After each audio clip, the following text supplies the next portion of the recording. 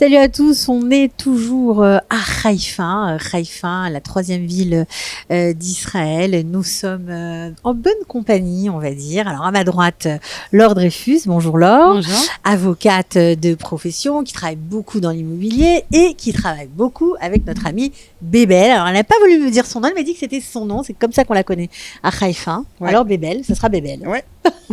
Il n'y a que les impôts et la banque qui m'appellent Nathalie. Ah d'accord, Alors, donc autant non, qu'on nous, m'appelle Bébel. voilà, on va garder Bébel. Alors vous êtes une pro de l'immobilier, vous avez une agence depuis plusieurs années à Haïfa. Oui, exactement. Et vous êtes raide dingue de cette ville. Ah ouais, j'adore. Je suis arrivée à Haïfa en 87. J'étais pas mariée, je ne devais pas étudier, mes parents n'étaient pas avec moi. Et je suis tombée amoureuse. Direct. J'ai vu la montagne et la mer, je suis tombée tout à fait amoureuse.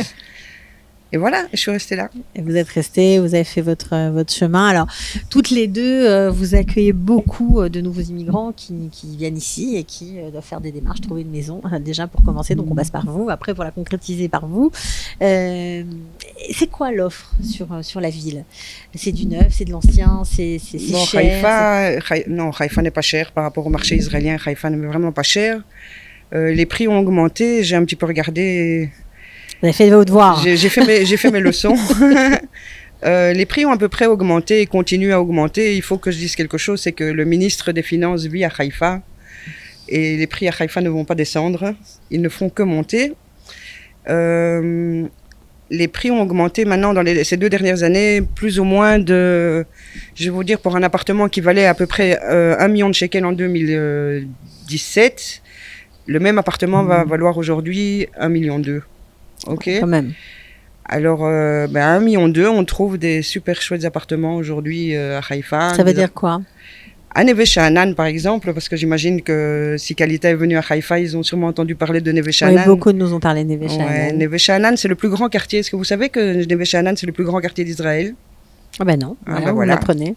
C'est dans mes leçons. Ok. Eh bien, à Neve Sha'anan, à 1,2 million, on peut trouver un chouette appartement, un premier étage, 4 pièces, dans un ancien immeuble, dans un très très bon état. Il faut juste un petit peu repeindre. Ce sont des appartements de 100 mètres carrés à peu près. Premier, deuxième étage, dans des petits immeubles de 6 appartements. Ok. Ce qui est très intéressant dans ces petits immeubles de 6 appartements, c'est que la loi, le ministère, je sais pas, c'est qui a décidé pour les tamas? Shikoum. C'est Shikoum. Ouais. Ouais, il y a une loi en Israël qui permet aux immeubles qui ont été construits avant les années 80 d'être renouvelés, entièrement,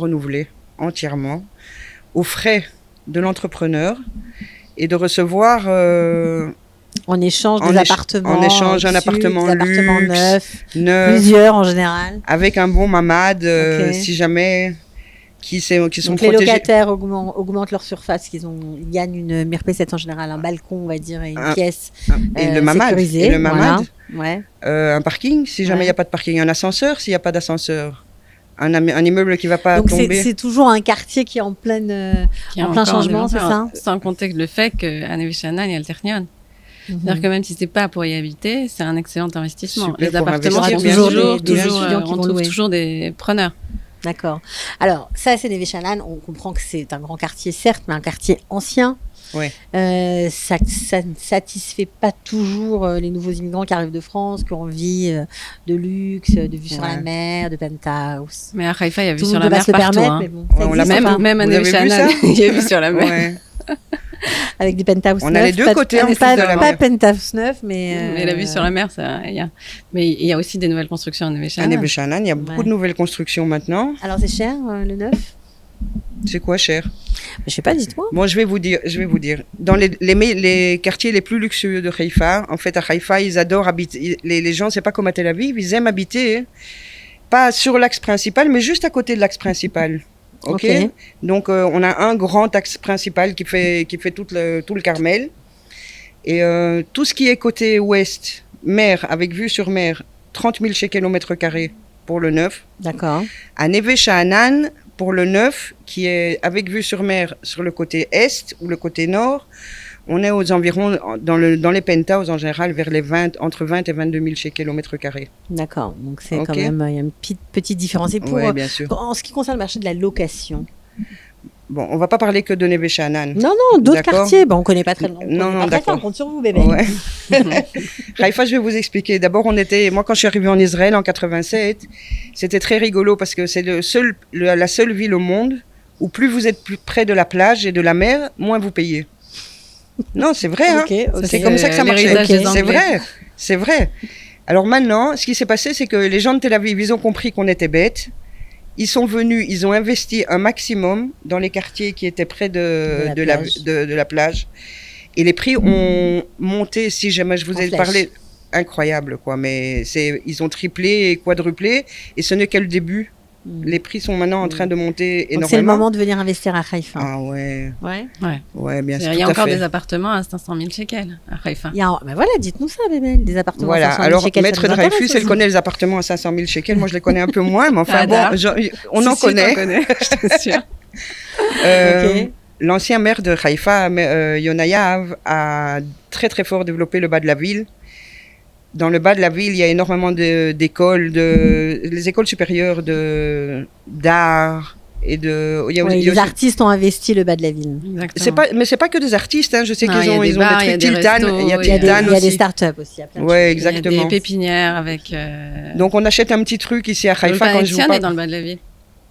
Et donc les étudiants sont là-bas. Ouais. Il y a Bien sûr, une- oui, bien sûr, bien sûr. La ville a Ils ont complètement changé. Tout à fait changé, quoi. Il a vraiment fait. Il a fait Le basculer, Carmel est devenu euh, maintenant relax pour les riches. Et les gens qui ont investi en bas ont fait énormément d'argent. Les appartements se louent très très facilement parce que c'est plein d'étudiants. Alors justement, un appartement en bas, voilà, de ce qu'on appelle alloué. Ok. Combien ça coûte? Bah, 3 pièces, 4 pièces, allez. Je vais vous parler d'abord des petits appartements parce que ça D'accord. se loue très très bien. Il y a énormément de gens de Tel Aviv qui sont venus, qui ont acheté des énormes immeubles et qui les ont divisés en petits studios individuels. Ils sont loués à peu près entre 2000 et 2200 shekels au mois. D'accord. C'est des appartements qui a moyen d'acheter maintenant entre 500 et 700 000 shekels. Donc ça vaut le coup. Mètre, C'est vrai. d'accord. Et ça va monter. Et ça va monter, mais maintenant je ne veux pas vous parler de la ville, moi je vais vous parler, je suis amoureuse de l'autre quartier plat de Haïfa, c'est Bat Galim. Ok. On le voit d'ici. D'accord. C'est le quartier où il y a Rambam. l'hôpital de Rambam. Et où il y a la base militaire de la marine. C'est un quartier plat, magnifique, si je regarde dans les prix d'il y a 10 ans, on achetait des appartements là-bas à 200 000 shekels. Aujourd'hui, si vous trouvez quelque chose à moins de 800 000 shekels, sautez dessus. Il faut ouvrir le champagne. Ouais, sauter dessus, c'est incroyable. Et les locations, il n'y a rien à louer dans le quartier. Dès que vous sortez un appart à louer, les gens sautent dessus. C'est incroyable. Alors, est-ce que vous avez des demandes similaires? Est-ce que les gens qui viennent On a vous toutes voir, sortes vous de travaillez demandes. beaucoup dans l'immobilier aussi, je crois. On fait pas mal d'immobilier et il y a toutes sortes de demandes. Il y a des gens qui veulent investir, et il y a ceux qui veulent acheter pour y habiter. Il y a effectivement différents quartiers. Il y a Neve Sha'anan parce qu'il y a beaucoup de gens qui arrivent, mais il y a Ramat Eshkol, il y a Chouza autour du Merkaz Rorev où il y a aussi beaucoup de Français qui y habitent. C'est des gens qui sont arrivés plutôt comme nous un peu Il y a une vingtaine longtemps. d'années. Mhm. Ouais. Et parce qu'on a une réelle qualité de vie, quoi. Et c'est à proximité des commerces. Il y a le bus pour les enfants. On a la métronite, nous, à Haïfa, parce que aucune autre ville au monde. C'est vrai, la métronite, oui, vous êtes les seuls. C'est pratique. Et puis, on peut descendre du haut du Carmel jusqu'à la ville basse uniquement avec des escaliers.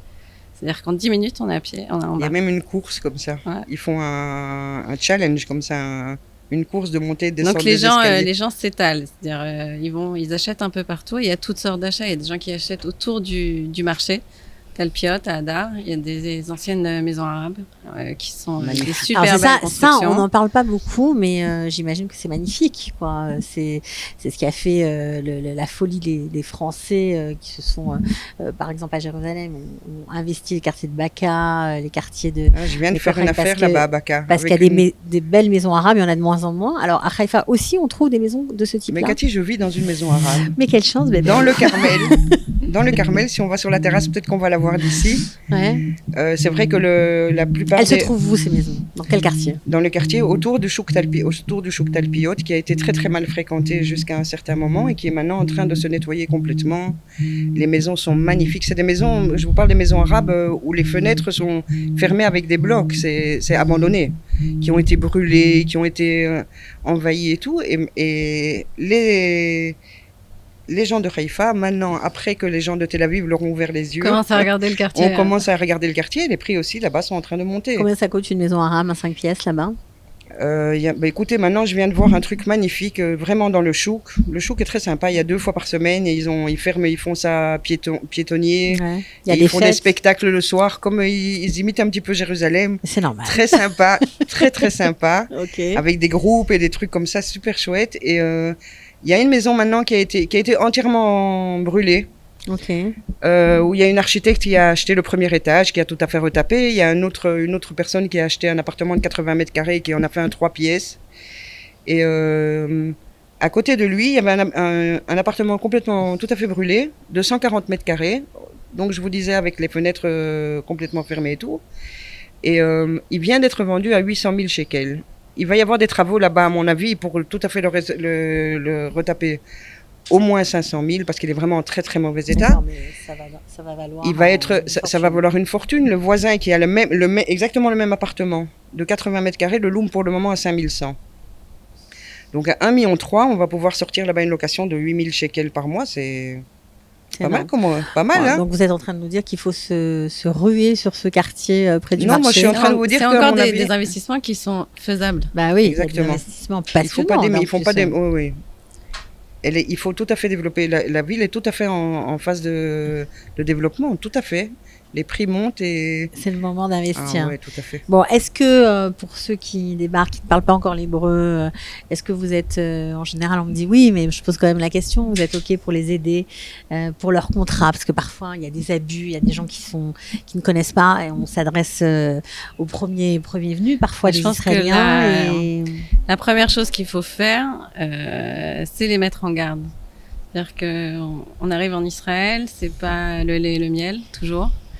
Et il faut s'adresser à des gens qui on a confiance, qu'on nous a recommandés, pas parce que c'est le cousin du cousin, mais parce que c'est un vrai professionnel. D'accord. Et pour éviter de payer trop cher, pour éviter les abus au niveau des honoraires. D'accord. À tous les niveaux, quel que soit le type de dossier. Que ce soit un agent immobilier ou un avocat, par exemple, un notaire. Exactement. Ou d'accord.